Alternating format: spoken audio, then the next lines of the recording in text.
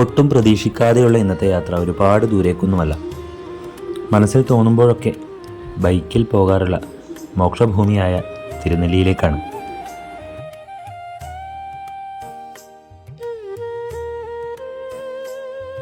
മനസ്സിൽ തോന്നിയ ഉടനെ തന്നെ പുറപ്പെട്ടതുകൊണ്ട് ഒരുപാട് രാവിലെയൊന്നും ഇറങ്ങാൻ സാധിച്ചില്ല. ഇപ്പോൾ ഏകദേശം രാവിലെ 7:30 മണിയായി കാണും.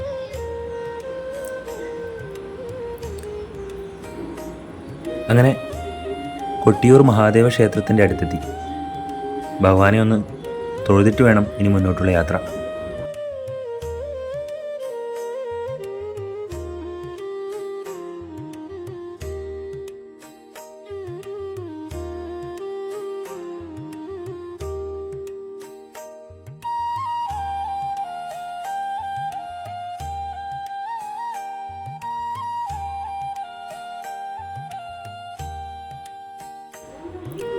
കൊട്ടിയൂരും കഴിഞ്ഞ് പാൽച്ചുരം കയറി തുടങ്ങി.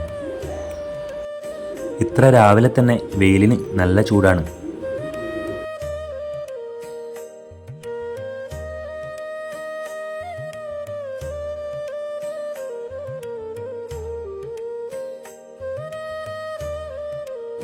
പാൽച്ചുരം കയറി വന്നപ്പോൾ തന്നെ നമ്മുടെ നാട്ടിലെ ചൂടിൽ നിന്ന് ഒരൽപ്പം ശമനം കിട്ടിയതുപോലെയുണ്ട്.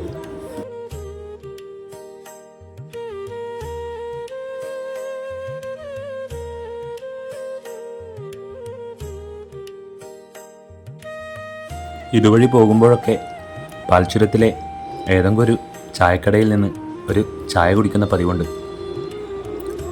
അത് ഇന്നും തെറ്റിച്ചില്ല.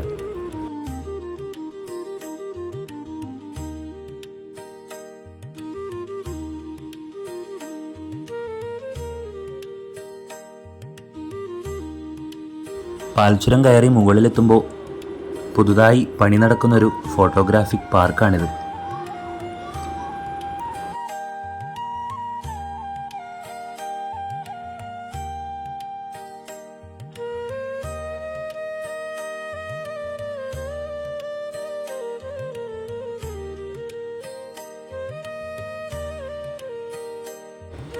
തേയിലത്തോട്ടങ്ങളുടെ കുളിർമയുള്ള കാഴ്ചയും കണ്ട് വെയിലിൻ്റെ ചൂട് നല്ലവണ്ണം കൂടുമ്പോഴേക്കും തിരുനെല്ലി എത്താനുള്ള ഓട്ടമാണ്.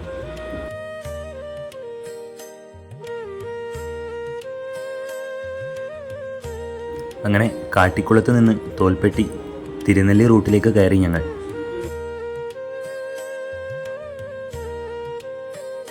തോൽപ്പെട്ടി ഫോറസ്റ്റിലൂടെ കുറച്ചു ദൂരം വന്നപ്പോൾ അവിടെ ആദ്യം കണ്ട ഒരു ചെറിയ തട്ടുകടയിൽ കയറി ചായ കുടിക്കുകയാണ് വീണ്ടും.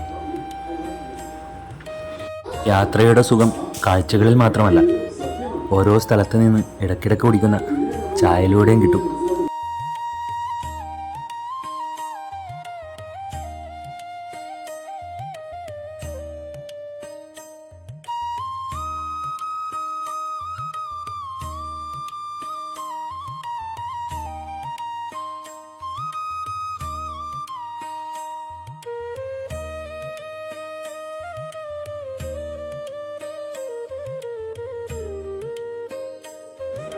എപ്പോൾ പോകുമ്പോഴും മാനുകളെയും മലയണ്ണാനെയൊക്കെ സുലഭമായി കാണുന്നതാണ്.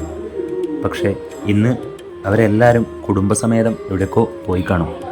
ആരെയും കണ്ടില്ല. ചിലപ്പോഴൊക്കെ ആനയെയും കാണാറുണ്ട്.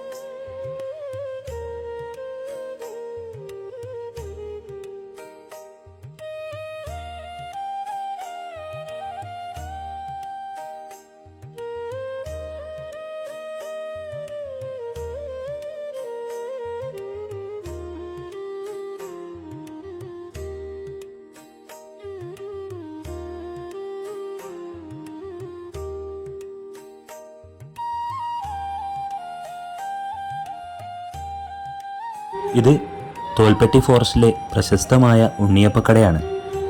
കുറച്ചു നേരത്തെ ചായ കുടിച്ചതുകൊണ്ട് ഇപ്രാവശ്യം ഉണ്ണിയപ്പം കഴിച്ചില്ല.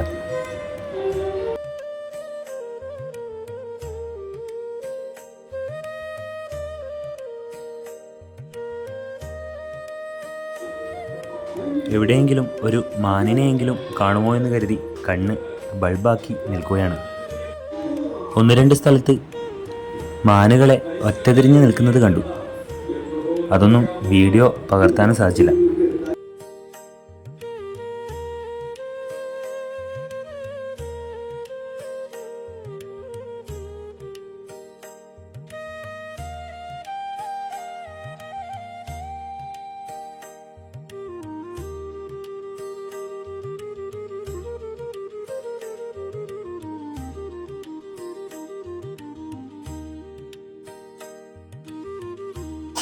ഇത് കാടിനുള്ളിലെ ഒരു കുഞ്ഞു കാളീശ്വരി ക്ഷേത്രമാണ്.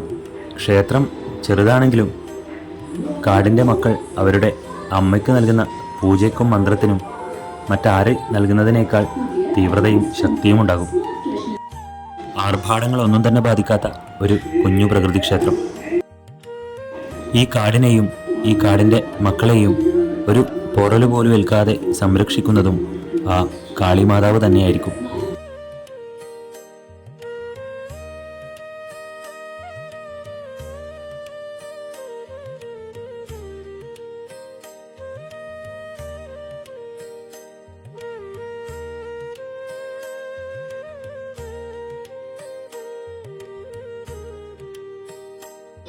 അങ്ങനെ ബ്രഹ്മദേവനെ പോലും മോഹിപ്പിച്ച ബ്രഹ്മഗിരി മലനിരകളുടെ താഴ്വാരത്തുള്ള ഭഗവാന്റെ തിരുനെല്ലിയിലെത്തി.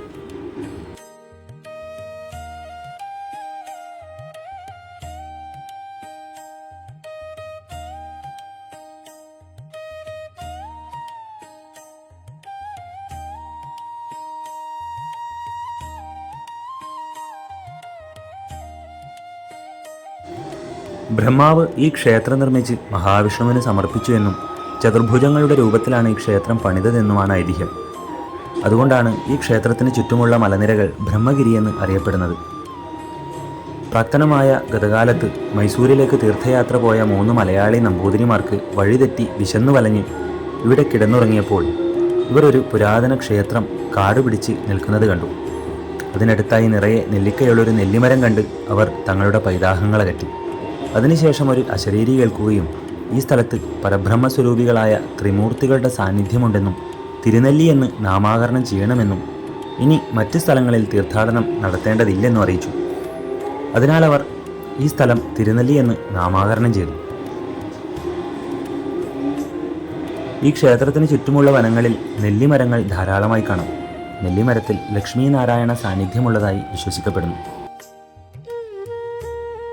ഇവിടെ പിതൃതർപ്പണം ചെയ്താൽ ആ ആത്മാവ് സ്വർഗപ്രാപ്തി അല്ലെങ്കിൽ ഭഗവാനിൽ ലയിച്ച് മോക്ഷം പ്രാപിക്കുമെന്നും വൈകുണ്ഠപ്രാപ്തി നേടുമെന്നും വിശ്വാസമുണ്ട്. അതിനാൽ ഓരോ ദിവസവും അനേകരാണിവിടെ പിതൃതർപ്പണം ചെയ്യുന്നത്.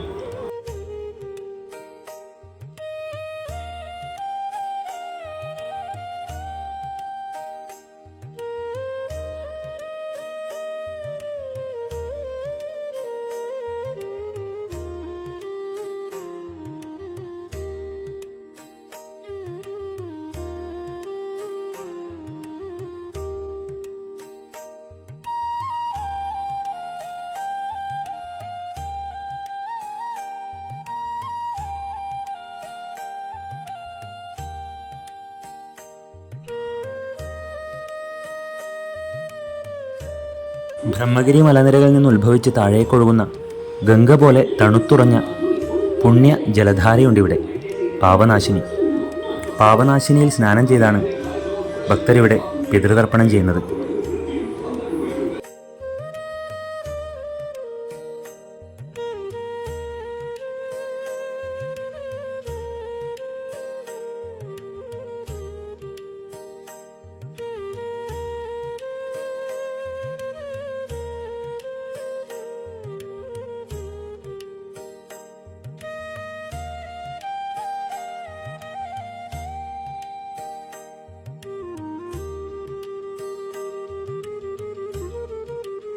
നല്ല ചൂടല്ലേ, അതുകൊണ്ട് പാപനാശിനിയിലും വെള്ളം നന്നേ കുറവാണ്. ഗംഗ പോലെ തണുത്തുറഞ്ഞാണ് വെള്ളം. ഒന്ന് മുങ്ങി നിവർന്നാൽ യാത്ര ചെയ്ത എല്ലാ ക്ഷീണവും മാറിക്കിട്ടും. പ്രകൃതിയെ ഈശ്വരനായി കണ്ടാൽ ആ ഈശ്വരനിൽ നിന്ന് ഉത്ഭവിക്കുമ്പോൾ എല്ലാ നദിയും പുണ്യവതി തന്നെയാണ്. പിന്നീട് ബാഹ്യലോകത്തിൻ്റെ വിസ്തൃതിയിലേക്ക് പരന്നൊഴുകുമ്പോഴാണ് അവൾ മലിനമാക്കപ്പെടുന്നതും. ഇത് മനുഷ്യരുടെ കാര്യത്തിലും ഒരുപോലെ തന്നെ.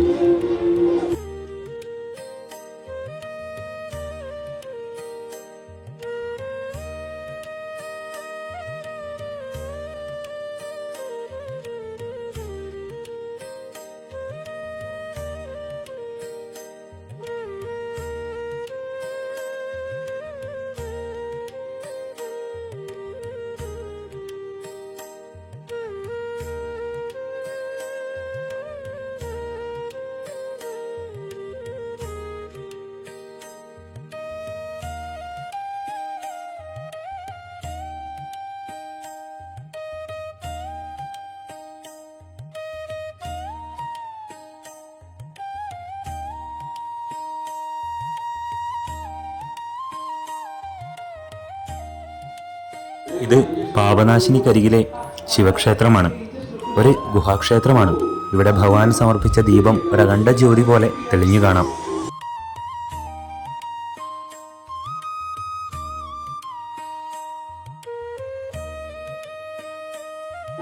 സർവ കർമാണ്യപി സദാ കുർവാണോ മത് വ്യപാശ്രയഃ മത് പ്രസാദാദാവാപ്നോതി ശാശ്വതം പദമവ്യയം.